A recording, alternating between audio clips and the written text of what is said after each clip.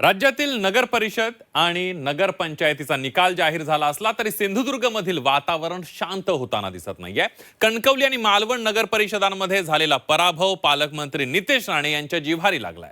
भाऊ निलेश राणे यांनी दोन्ही ठिकाणी भाजपचा पराभव करत नितेश राणेंना धक्का दिलाय. निकालानंतर बोलताना नितेश राणे यांनी भावनिक प्रतिक्रिया दिली होती. आता पुन्हा एकदा नितेश राणे यांनी सूचक वक्तव्य करत थेट इशारा दिलाय आणि त्या संदर्भातलं ट्विट त्यांनी केलेलं आहे. बघूया त्याबद्दलचा एक रिपोर्ट.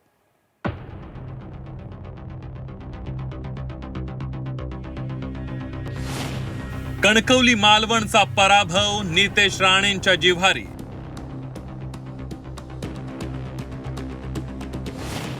कुटुंबासाठी गप्प होतो, आता ती वेळ आली आहे. नितेश राणेंचा कुणाला इशारा.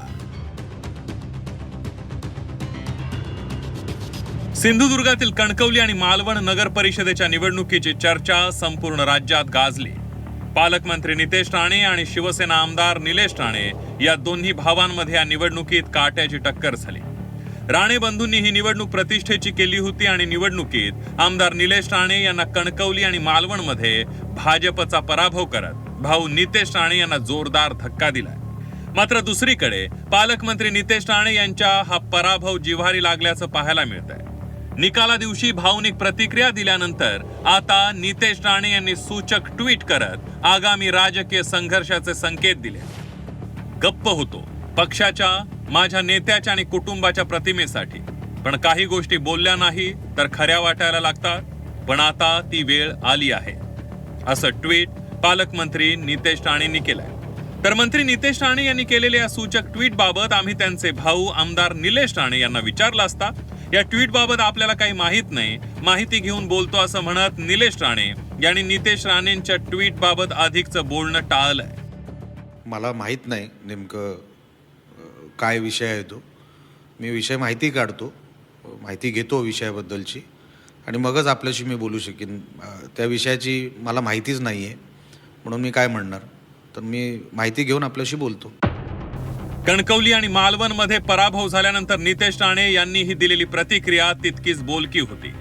कुटुंबापासून ते विरोधकांपर्यंत सर्वच माझ्या विरोधात होते. या निवडणुकीनंतर माझे कोण असा प्रश्न मला पडल्याचं म्हणत मंत्री नितेश राणे यांनी आपल्या भावना व्यक्त केल्या होत्या. त्या बाबतीमध्ये जे काही 15-20 दिवस मला जो काही अनुभव आला, मी निश्चित पद्धतीने ह्या बाबतीमध्ये पक्ष नेतृत्वाशी बोलणार आहे, आदरणीय देवेंद्र फडणवीसांची जाऊन बोलणार आहे. कारण का ज्या परिस्थितीमध्ये मी निवडणूक लढवली त्याच्यामध्ये नेमकं माझे कोण हा फार मोठा प्रश्न मला विचारासारखा वाटतो. कारण का मी प्रत्येक जण माझ्या विरोधात लढत होता, म्हणजे कुटुंबापासून विरोधकांपर्यंत.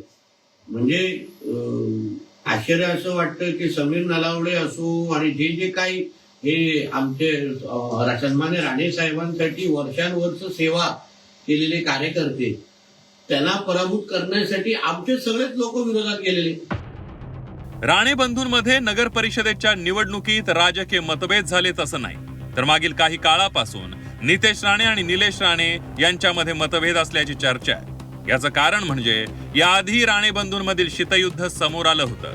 ट्विटरवर पोस्ट करत निलेश राणे यांनी मंत्री नितेश राणेंना सल्ला दिला होता आणि त्यानंतर दोन्ही भावांमध्ये ट्विटर वॉरही रंगल्याचं पाहायला मिळालं होतं. झी 24 तासच्या टू द पॉइंट मुलाखतीत नितेश राणेंना निलेश राणेंच्या ट्विट बाबत विचारलं असता त्यांनी दिलेलं उत्तर दोन्ही भावांच्या नात्यातल्या दुराव्याबाबत खूप काही सांगणारं होतं.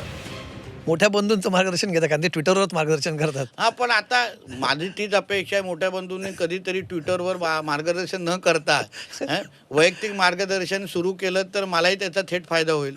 का बरं? पण ते असं म्हणजे आम्हाला गमतीशीर वाटलं ते ट्विटरवरती तुम्ही घरात बोलण्यापेक्षा ट्विटरवरती का बोलतात भावाशी? आधुनिक जग झालेलं आहे. आधुनिक जग झाला असल्यामुळे सोशल मीडियाचा वापर कदाचित जास्त वाढलेला आहे आणि घरात बोलण्यापेक्षा ट्विटरवर बोलू अशाही काही प्रथा नवीन चालू झाली असेल. याही पुढे जाऊन दोन्ही भावांच्या नात्यातल्या दुराव्याबाबत विचारलं असता नितेश राणेंनी दिलेलं उत्तर दोन्ही भावातला दुरावा किती वाढला याचे स्पष्ट संकेत देणारे होते. नाही, त्याचा बाहेर कदाचित चुकीचा अर्थ काढला जाऊ शकतो की काय दोघांमध्ये काय वेगळं आता काय तुम्हाला एक बंधू एकत्र येत असताना तुम्हाला गोड बातमी दिली तर दुसरी बाजू पण आम्ही लोकांनी सांभाळली पाहिजे ना. म्हणजे ते एकत्र आले आणि मग तुमचं समझदारों को इशारा काफी आहे. नाही, असं काय आहे का? ते तुम्ही ज्येष्ठ पत्रकार आहात, तुम्हाला सगळं माहिती आहे. निलेश राणेंसोबतच्या विसंवादावर नितेश राणे यांनी स्पष्ट संकेत दिल्यानंतर झी 24 तासच्या टू द पॉइंट या खास मुलाखतीत निलेश राणेंना याबाबत विचारण्यात आलं.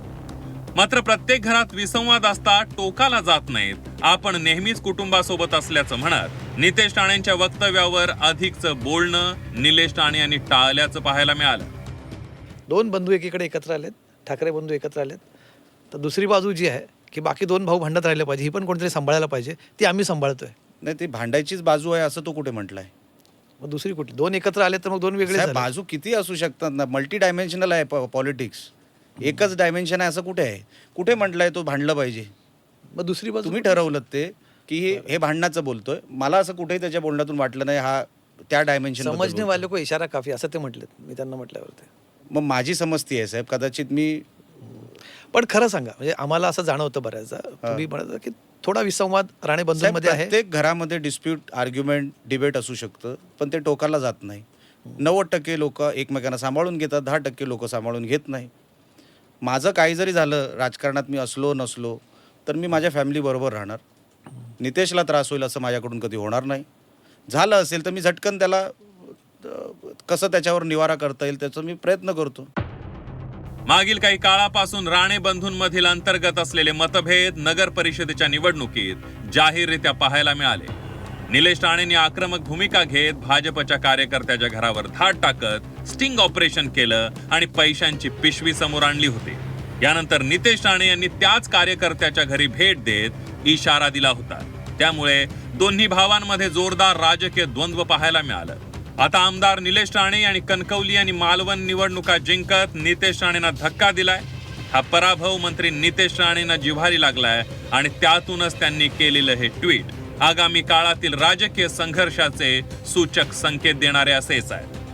ओम देशमुख, झी 24 तास, मुंबई.